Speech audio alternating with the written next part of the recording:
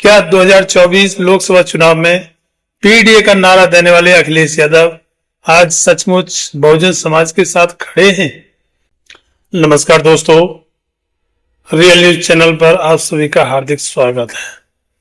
हमारे आज के इस बेहद महत्वपूर्ण वीडियो में आज हम बात करने वाले हैं उस मुद्दे पर जो इस समय देश के बहुजन समाज यानी SC, ST और OBC समुदाय के युवाओं के भविष्य से सीधा जुड़ा हुआ है।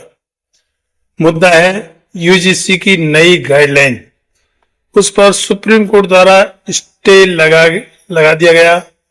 बहुजन छात्रों का देशव्यापी आंदोलन और इस पूरे मामले में समाजवादी पार्टी के अध्यक्ष अखिलेश यादव की चुप्पी। आज हम गंभीरता से इस पर विचार विमर्श करेंगे। क्या 2024 लोकसभा चुनाव में पीडीए का नारा देने वाले अखिलेश यादव आज सचमुच बहुजन समाज के साथ खड़े हैं, या फिर उनकी राजनीति केवल वोट लेने तक ही सीमित थी? क्या UGC गाइडलाइन पर उनकी चुप्पी SC, ST, OBC के साथ एक नया राजनीतिक धोखा नहीं है? आज के इस वीडियो में हम इन सभी सवालों का तार्किक और तथ्यात्मक विश्लेषण करेंगे। पीडीए नारे से मिली सफलता की कहानी। सबसे पहले बात करते हैं 2024 के लोकसभा चुनाव की। 2024 के चुनाव में समाजवादी पार्टी ने एक नया राजनीतिक नारा दिया था, पीडीए यानी पिछड़ा दलित अल्पसंख्यक। इस नारे के सहारे अखिलेश यादव ने उत्तर प्रदेश की राजनीति में खुद को बहुजन समाज का सबसे बड़ा नेता साबित करने की कोशिश की थी। नतीजा क्या हुआ? समाजवादी पार्टी को 37 लोकसभा सीटों पर ऐतिहासिक जीत मिली। मुस्लिम, दलित और पिछड़े वर्ग के वोटरों ने बड़े पैमाने पर समाजवादी पार्टी का साथ दिया था। बीजेपी जैसी मजबूत पार्टी को उत्तर प्रदेश में भारी नुकसान हुआ था। इस जीत के बाद अखिलेश यादव को बहुजन समाज का नेता कहा जाने लगा था। सामाजिक न्याय का झंडाबरदार माना जाने लगा। पीडीए राजनीति का सबसे बड़ा चेहरा माना जाने लगा। लेकिन सवाल यह है कि क्या यह पीडीए राजनीति केवल चुनावी रणनीति थी या सचमुच सामाजिक न्याय की वैचारिक लड़ाई? इसका असली इम्तिहान अब सामने आया है और वह इम्तिहान है UGC गाइडलाइन का मुद्दा। UGC गाइडलाइन क्या है? अब समझते हैं कि आखिर यह UGC गाइडलाइन है क्या, जिस पर इतना हंगामा मचा हुआ है।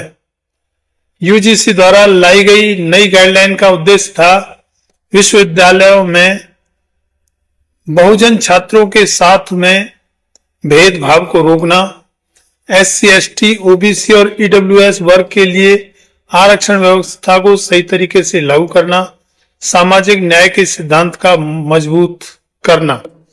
यह गाइडलाइन मूल रूप से इस बात को सुनिश्चित करती थी कि विश्वविद्यालयों में शिक्षकों की भर्ती में आरक्षण सही तरीके से लागू हो, दलित, पिछड़े और आदिवासी वर्ग को उनका संवैधानिक अधिकार मिले, ऊंची जातियों का एकाधिकार खत्म हो। लेकिन जैसे ही यह गाइडलाइन आई, सवर्ण संगठनों ने इनका खुलकर विरोध करना शुरू कर दिया। इसे मेरिट के खिलाफ बताया गया। कोर्ट में याचिकाएं दायर की गईं और फिर हुआ यह कि सुप्रीम कोर्ट ने बिना बहुजन पक्ष सुने इन गाइडलाइंस पर स्टे लगा दिया। यहीं से शुरू हुआ देशव्यापी बहुजन आंदोलन। बहुजन समाज का आंदोलन और चंद्रशेखर आजाद रावण। जैसे ही सुप्रीम कोर्ट से स्टे आया, पूरे देश के SC, ST, OBC छात्र सड़कों पर उतर आए, क्योंकि यह मुद्दा सीधे उनके भविष्य से जुड़ा हुआ था। और इस आंदोलन में सबसे आगे कौन खड़ा हुआ? चंद्रशेखर आजाद उर्फ रावण। लगातार प्रेस कॉन्फ्रेंस, लगातार रैलियां, छात्रों के साथ धरना, सोशल मीडिया पर खुला समर्थन और अब 11 तारीख को दिल्ली में बड़े प्रोटेस्ट की कॉल। चंद्रशेखर आजाद ने साफ कहा, यह लड़ाई केवल गाइडलाइन की नहीं बल्कि बहुजन समाज के अधिकारों की लड़ाई है। आज पूरे देश में एकमात्र बड़ा नेता जो इस मुद्दे पर खुलकर बोल रहा है वह है चंद्रशेखर आजाद रावण।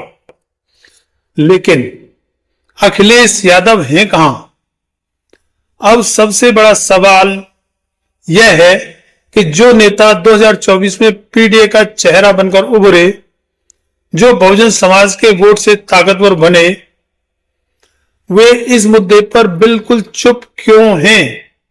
न कोई प्रेस कॉन्फ्रेंस, न कोई बड़ा बयान, न छात्रों के समर्थन में कोई रैली, न सुप्रीम कोर्ट के स्टे पर कोई बड़ा बयान। जब पूरा बहुजन समाज सड़क पर है तो अखिलेश यादव की चुप्पी आखिर किस बात की निशानी है? मुसलमानों के साथ पहले धोखा कर चुके हैं, अब बहुजनों के साथ करने की तैयारी है या कर रहे हैं। बहुत से राजनीतिक विश्लेषक यह भी कहते हैं कि 2024 के लोकसभा चुनाव में मुसलमानों ने खुलकर समाजवादी पार्टी को वोट दिया था, लेकिन उनके मुद्दों पर अखिलेश यादव खुलकर नहीं बोले, बुलडोजर अन्याय पर मजबूत स्टैंड नहीं लिया, मुस्लिम युवाओं के सवालों पर चुप्पी साध ली। इस तरीके का धोखा अखिलेश यादव ने किया। अब वही पैटर्न दोबारा दिख रहा है। पहले मुसलमानों की अनदेखी, अब एससी एसटी ओबीसी के मुद्दों पर चुप्पी। तो क्या यह सिर्फ वोट लेने की राजनीति थी?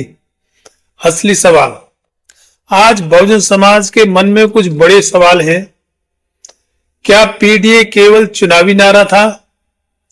क्या अखिलेश यादव केवल सत्ता की राजनीति करते हैं? क्या सामाजिक न्याय उनके लिए सिर्फ भाषणों तक सीमित है? क्या वे सचमुच बहुजन नेता हैं या सिर्फ वोटों के नेता? आज का सच यह है कि बहुजन समाज अब जाग चुका है। युवाओं को दिख रहा है कि कौन उनके साथ खड़ा है और कौन नहीं।